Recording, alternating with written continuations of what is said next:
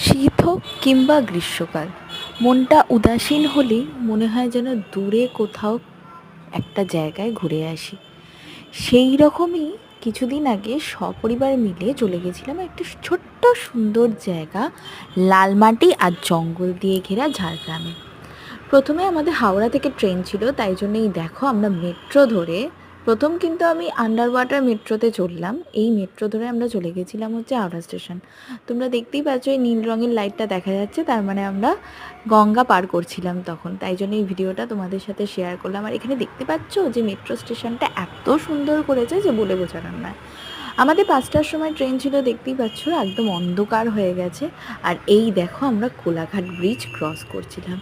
কী যে সুন্দর লাগছিল রাতের বেলা কোলাঘাট ব্রিজ ক্রস করার সময়, তোমাদেরকে আমি বলে বোঝাতে পারবো না। এতটাই সুন্দর লাগছিল যে এই দৃশ্যটা দেখে আমি চোখই ফেরাতে পারছিলাম না। পৌঁছে গেছিলাম আমরা ঝাড়গ্রামে। পরের দিনকে চলে গেছিলাম অনেক জায়গা, খ্যান্দারানী লেক থেকে শুরু করে রাগদাসানি পাহাড়, আর যেতে যেতে রাস্তায় পড়েছিল হচ্ছে জঙ্গল আর জঙ্গল। সেই জঙ্গল এতটাই সুন্দর যে সেখান থেকে চোখ ফেরানো যাচ্ছিল না।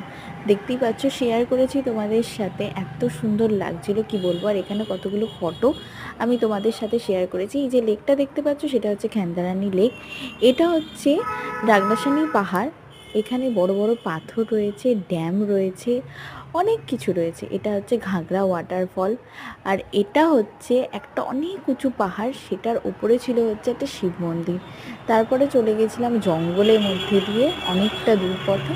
দেখতেই পাচ্ছ জঙ্গলটা এতটাই সুন্দর ছিল কি আমি কথাতে তোমাদের বলে বোঝাতে পারবো না জঙ্গলটা কতটা সুন্দর ছিল। আর এখানে দেখো আমরা সপরিবার মিলে বোটিং করছি।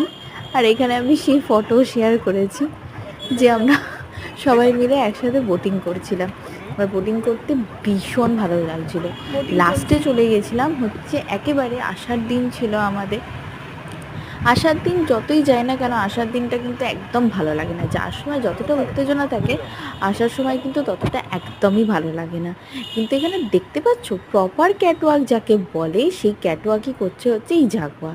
চলে গেছিলাম হচ্ছে ঝাড়গ্রামের একটা জুতে, সেখানেই এনার সাথে দেখা। যাই হোক, ঝাড়গ্রাম ডায়েরি তো এখানেই শেষ হলো। ভিডিওটা ভালো লাগলে লাইক কমেন্ট শেয়ার অবশ্যই করে